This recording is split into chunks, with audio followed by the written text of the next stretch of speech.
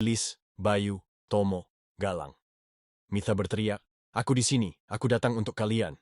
Satu demi satu mereka membuka mulut. Tapi bukan suara manusia yang keluar, hanya suara tangisan. Bumi gemuruh pelan seperti longsoran. Lalu, lantai di bawah Mitha retak.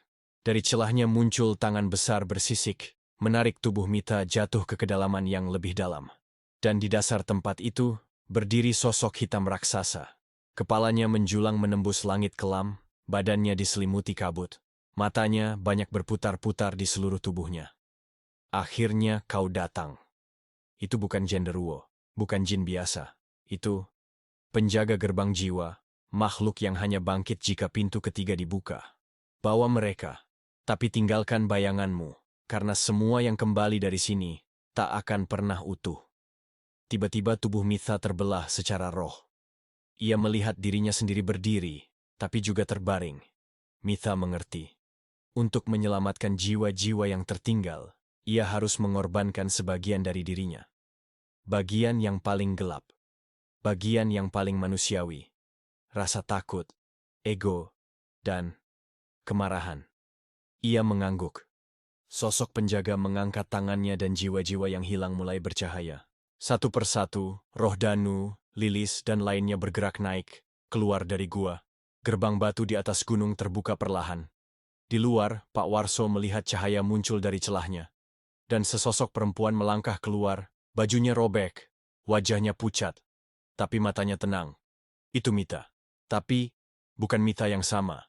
Ia tak bicara sepatah kata pun. Ia hanya menatap Pak Warso dan berkata pelan, "Gunung ini sudah terbangun."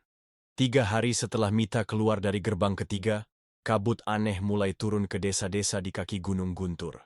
Tapi bukan kabut biasa, ia datang dini hari, pekat seperti asap, dan membawa bau besi berkarat. Orang-orang mulai mengeluh melihat bayangan di sawah, suara langkah di atap, dan mimpi yang sama setiap malam.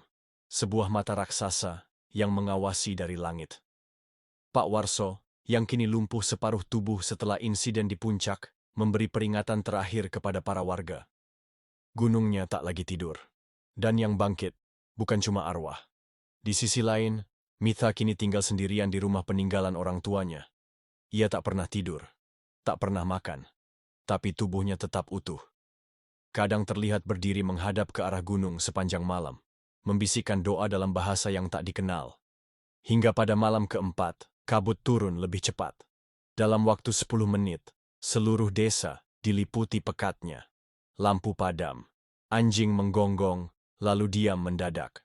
Dan di jalan utama desa, terlihat barisan sosok tinggi gelap berjalan perlahan, mengelilingi rumah-rumah. Wajah mereka bukan wajah manusia, leher panjang, kaki mencengkeram tanah. Tapi, mata mereka adalah mata para pendaki yang hilang. Danu, Lilis, Tomo, Bayu, bahkan Galang. Mereka kembali. Tapi tubuhnya bukan milik mereka. Pak Warso hanya sempat menulis satu kalimat di dinding rumahnya sebelum menghilang malam itu. Gerbang tak pernah benar-benar ditutup. Dan Mitha bukan penyelamat, dia adalah kunci. Esok paginya, kabut menghilang. Tapi satu desa lenyap dari peta. Warga dari desa seberang yang mencoba masuk, hanya menemukan padang ilalang yang tak berujung, dan 3 batu hitam berdiri di tengahnya. Setelah hilangnya seluruh desa, berita tak menyebar luas. Aneh, seolah dunia memilih lupa. Namun seorang pendaki legendaris, Rian Arka, tertarik menelusuri misteri Gunung Guntur. Ia dikenal sebagai pendaki terakhir, orang yang hanya mendaki gunung yang sudah ditutup dan penuh legenda. Tapi Arka bukan orang biasa. Ia peka terhadap hal gaib dan punya tujuan sendiri. Menutup gerbang ketiga selamanya. Arka naik seorang diri, hanya membawa satu benda aneh. Keris pusaka kecil, dibungkus kain hitam. Ia menyebutnya penyegel bayangan. Saat malam pertama, kabut menyambutnya di pos 3. Tapi Arka tidak takut. Ia menyalakan dupa dari kayu gaharu, dan dari kabut muncul makhluk-makhluk tanpa wajah. Berdiri membentuk lingkaran, menghalanginya. Arka menunduk dan berkata pelan, "Aku tidak datang untuk melawan. Aku datang untuk membebaskan." Makhluk-makhluk itu perlahan lenyap. Jalan terbuka. Saat ia sampai di 3 batu hitam, kabut semakin pekat. Udara membeku. Dan di tengah lingkaran batu berdiri seseorang atau sesuatu yang sudah menantinya. Mita. Tapi bukan lagi Mita yang manusia. Tubuhnya masih utuh, tapi mata dan bayangannya bukan milik manusia. Ia berbicara dengan dua suara. Kamu pendaki terakhir. Tapi gerbang tidak butuh penutup. Ia butuh penjaga baru. Arka tahu. Jika ia kalah bicara, ia tak akan kembali.